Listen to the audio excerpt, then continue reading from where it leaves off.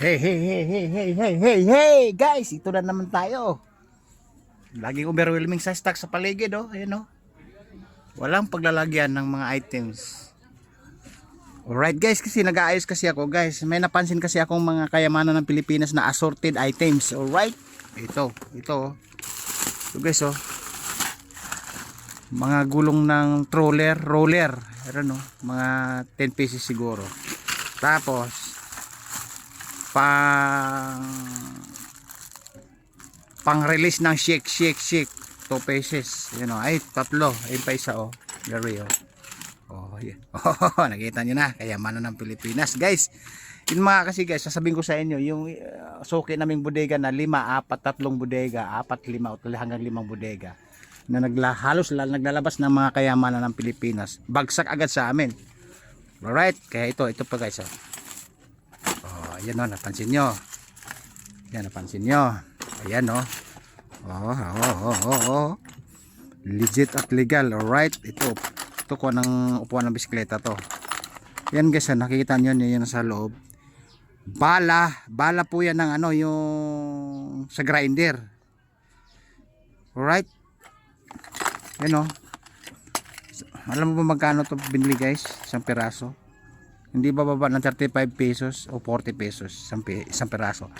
Ilang piraso po yan, guys, oh? Mga 15 pesos siguro to o 12. Ayan, oh.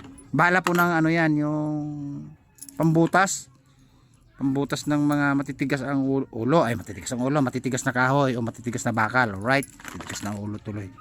Yan ang discover ko, kayamanan ng Pilipinas.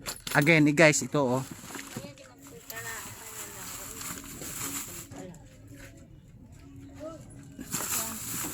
Ayan, guys, oh, assorted, oh, kayamanan ng Pilipinas, oh, mga tornilyo. Ayan, oh, assorted po siya, mga tornilyo. Ayan, oh, ito pangkwanto ng ano, yung alarins. Alright, halos ang kahon po yan, oh, assorted na kayamanan ng Pilipinas. Madilim, eh. Tapos ito, guys, oh, nakita nyo na. Kaso nga lang, guys, naiwan yung bisikleta. Handle lang at saka yung upuan ang napunta sa amin, oh. Original na upuan, guys, to. Passion infusion in original. Alright. Ayan, oh. Diba? Kita nyo na. Tapos may reflector pang ilaw-ilaw. Alright. Nakita nyo na. Ayan, guys, oh. Ito pa, oh. Daspan na niluktot. Nakita nyo na, guys. Magkano ngayon yung isang payong? 150, 120, 100, barat ka na. Alright. Ayan.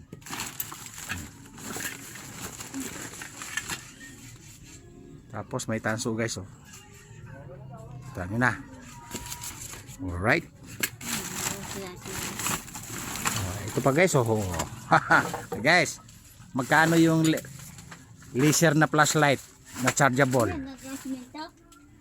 Alright, tingnan nyo, diba? Yan yung kaya sinasabi ko sa inyong kayamanan ng Pilipinas. Okay, kayamanan ng Pilipinas. Ito pa, guys, dalawa pang ano, razor head na pang shake. Razor head pang nalalaman, ano.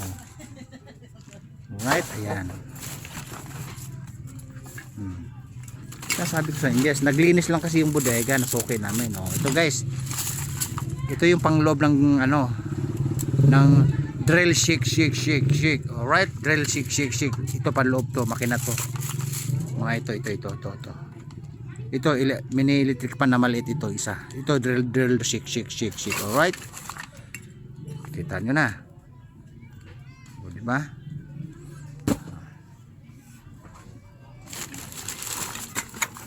Sepa.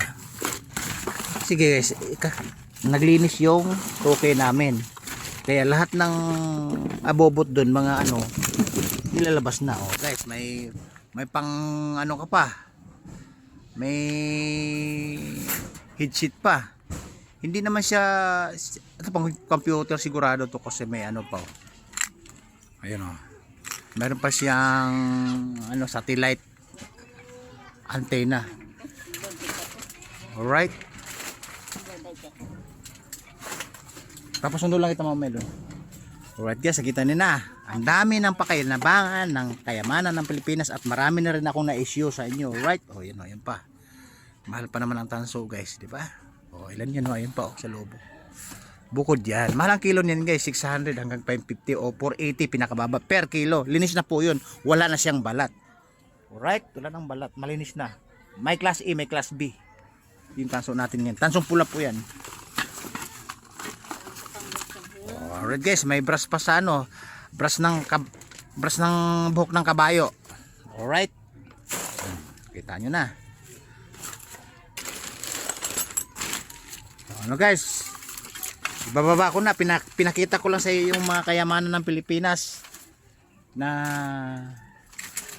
madalang lang yung magbigay ng mga mayayaman na negosyante, lalo na pag may pwesto, lalo na may bodega, madalang lang po sila magbigay, kadarmen po yan, binibenta lang din po yan. Kaya binibigay po sa atin, magaling tayo sa pakisama at magaling tayo sa bunganga at pakisama dahil mayroon tayong channel na Biyahirong Mabunganga. Alright, kayamanan ng Pilipinas, ito na naman tayo. Babu!